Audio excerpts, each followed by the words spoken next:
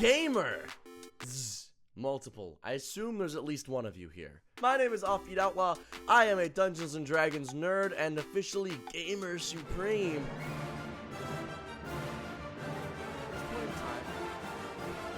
What? Why am I like this? Why do I say these things that I know will make me cringe, but I can't stop saying them because I think it's funny? My name is Offbeat Outlaw. Welcome to a first of its kind build video for Baldur's Gate 3 from my channel. That's the secret. I am really excited for this video. I have been theory crafting builds for the past 3 weeks, and I am super excited to finally get into them, to finally start thinking about them, talking about them, and showcasing some of them to you. Now, some of these builds, people have already found them. Like, naturally, the game is massive. There's more people playing Baldur's Gate 3 than playing Dungeons & Dragons. And remember, people in Dungeons & Dragons don't even know the rules of the game, so.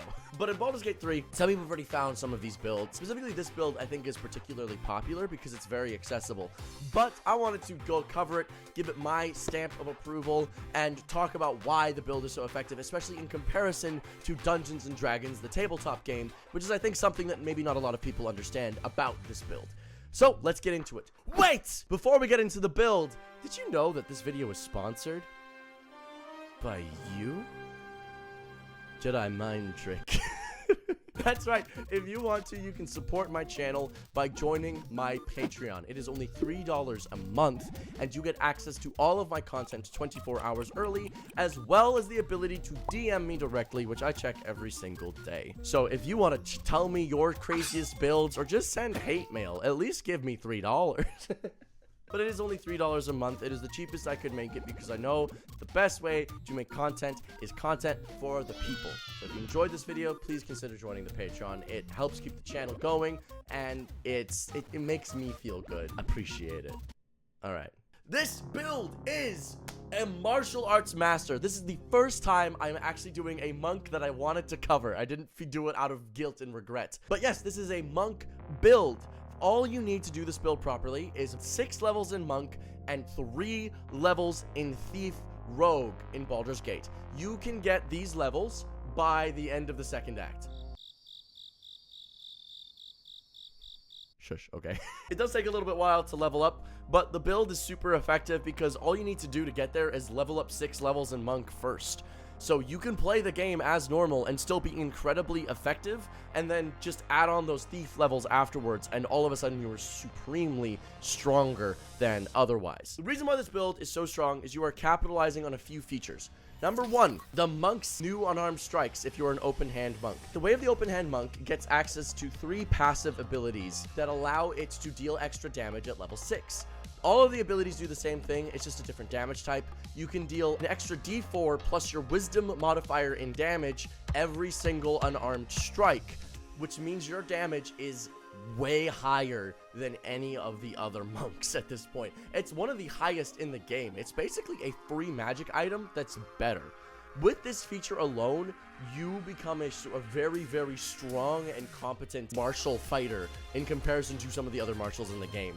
Its damage outpaces a lot of the other builds without magic items. With magic items, it still outpaces it. It's really strong, and the reason for this is it's a few things. 1, your unarmed strikes, you get 2 actions per turn, and you get 1 bonus action, and you can use that for Flurry of Blows. That's 4 actions in a turn, which is awesome, which is really, really good. If you just completely give up on doing Stunning Strike and just beat the shit out of people, you're going to be having a great time with this build. Additionally, with this build, you get access to also at 6th level, a feature called Wholeness of Body, I believe. It takes an action to use, but when you use it, you heal a bit, recover some key points, and get an additional bonus action for 3 turns. This means that at level 6, you can output 2 sets of Flurries of Blows and a full action of attacks. That is 6 attacks total in a single turn. For those who are not used to doing this in Baldur's Gate, how we do damage calcs in the D&D world is you take the dice size for it, you calculate its average, count them all up, and then you get your average damage. And if you had a specific target, you could calculate your chance to hit into there as well, and a whole bunch of other shit. But basically, at level 6, you're dealing a d6 of damage, plus a d4, plus your wisdom, plus your dexterity. You can get 18 in both of those, meaning it's a +4 bonus in each of those stats, meaning that by level 6, you can deal per hit. Let me just do my math. That's 3.5 plus 2.5 plus 8. That is 14 damage per hit. And if you kept track from earlier, you're doing 6 attacks per turn. That is 84 damage by level 6. That's actually staggering. Level 6 dealing 84 damage is really, really good. I cannot overstate how good that is. For reference, in D&D, a monk can deal maybe 30 by level 6. This is so much more damage. So this is the benefit of that first bonus action. You need to get to level 6. It really helps your damage. And then you get the remaining 3 levels in monk. In Thief Rogue, my apologies. The reason why is the Thief Rogue has a feature that doesn't exist in D&D, giving an additional bonus action. Now, the Wholeness of Body feature is already giving you that, but that's only once per long rest. You get it for 3 turns. The Thief Rogue gives you that additional bonus action every single turn for free. You can use it to dash, disengage, hide, dodge action. It's crazy. And now, in D&D, you do get this additional bonus action, but you can only do a few very specific things with it. You can only cunning action with it. You can only hide, disengage, or dash, or use an object. But in this game, it's just a regular bonus action, meaning it's fucking good. It is an insanely powerful feature to give to a class at level 3, because so many features rely on their bonus actions in order to get out some of their more powerful features. Slap this on a sorcerer, you get 2 quicken spells. Slap this on a monk, more flurries of blows. Slap this on a frenzy barbarian, 2 frenzy attacks. You can rage and frenzy attack in the same fucking turn. Give this to a fighter, that's 2 shove actions. This is an incredibly powerful ability, and the fact that they give it to the Thief Rogue basically for free is insane to me. It's crazy. It's actually pretty nuts. You get this additional bonus action. If you're counting with me, you'll notice something. That means that you'll get 3 bonus actions, right? Yeah, it does. It means that when you use your Wholeness of Body feature, get 3 bonus actions. Okay. Sure. This is fine. So, with your 3 bonus actions, you want to know how much damage you can deal in a single turn now? So if you remember from before, the calculations, it was 14 per hit, okay? You make now a total of 8 hits in a turn. That's 14 times 8, 112. Nani?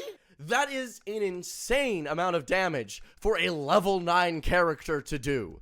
For reference, a level 20 champion fighter struggles to output 118 damage, crits included. This build is outputting that damage with less than half the levels. That's fucking ridiculous. It's insane. It's actually kind of fucking insane. I think it's borderline too powerful. I'm just kidding. I fucking love it. I love that Monk is good and is a solid option base class in this game because it's honestly fun. I have not played as much Monk because of how poorly it compares to a lot of the other classes in D&D. And before you go defending it in the comment section, shut the fuck up. Look, I know you want it to be good in the tabletop game.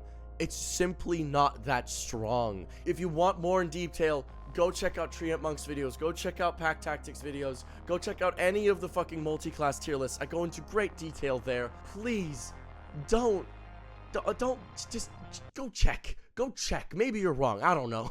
But now that in Baldur's Gate 3, it is actually incredibly strong. The open hand monk, I think, if as far as I can tell so far, has, without gimmicks and owlbear from the top rope nonsense, I believe that this class actually outputs the most damage in single target in the game.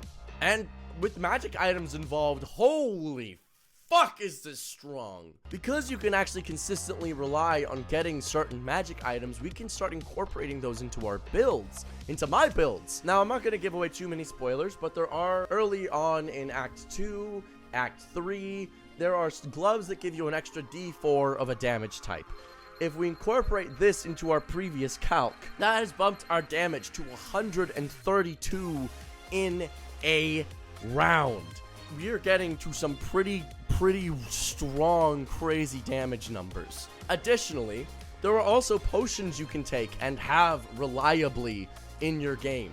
And if you manage to level up your monk levels enough to get another feat, or you just take an extra feat in your thief levels, you can take the Tavern Brawler feat. If you take the Tavern Brawler feat, Tavern Brawler got an update in Baldur's Gate 3, allowing you to add double your strength modifier onto unarmed strikes, which is a lot of damage if you focus strength. So what you can do is you can reliably get elixirs of giant strength, which means a lot of damage. For example, if you get the elixir of cloud giant strength, that makes your strength modifier a +8. So that means instead of dealing 14 damage in a single turn, we now have 3.5 plus 8 plus 8 plus 2.5 plus 4 plus another d4. That is 28.5 damage in a single hit. Times that by 8, that is 228 damage. You are absolutely clobbering the shit out of these people by level 9. And yes, that's near the end of the game, but Act 3 is fucking massive. So there's tons of shit to do in Act 3. You can have a long time with clobbering the shit out of people with this class. It is staggering how much damage you can deal. And like I said, in the tabletop game, if you're dealing 100 damage, you're as good as a lot of level 20s. That's not even a joke. So the fact that you can at level 10, 9 deal 200 damage, it's fucking absurd. It's actually fucking absurd. For reference, let me go get my monster manual. Because hopefully Baldur's Gate 3 people are here and not fucking D&D people. This is the 5th edition monster manual. Now, creatures in Baldur's Gate get a lot more health. They get significantly more health, okay? Now, CR in D&D is bullshit. It doesn't make any fucking sense. Challenge ratings in Dungeons & Dragons are supposed to be like, if they have a challenge rating of 8, a level 8 party would struggle with that. No. But they exist, so let's compare. For reference, a level 8 Drow Priestess of Lolth in the Monster Manual, which is a challenge rating 8, which means that a party of level 8s would struggle with this, which would stand to reason that a single level 9 would have a really rough time. No, not even close. This monk, this thing has 71 hit points. This monk would shit stomp this guy in 3 hits. Oh, a purple worm, a challenge rating 15. This thing is supposed to be incredibly hard with its 247 hit points. Give this monk build 2 turns. I think I rest my case. Just to go over it again, how this build works. You're a level 6 month, you have wholeness of body, you have the thing that gives you the extra d4 of damage that I can't seem to fucking remember, you have the abilities of the Thief Rogue that gives you an extra bonus action, you have Flurry of Blows, you have Stunning Strike, you can absolutely beat the living shit out of your opponents like you're an anime character, like you've always dreamed, like I've always dreamed. It's fucking amazing. I love it. I'm so happy that the monks are not only have a good build, but they're fucking viable as hell. So go out there and play a monk. Thank you all so much for watching. I hope you really enjoyed this video. If you liked the video, leave a like. If you really liked it, subscribe. If you hated it, leave the longest comment you possibly can. And let me know some builds in the comments that you might want me to cover, or say like, hey, can you make something with this? And I can tease something out. I got another build video coming next week. It's actually a build that I've already made, and it works even better in Baldur's Gate. So try and predict what that shit's about. Get the fuck out of my house.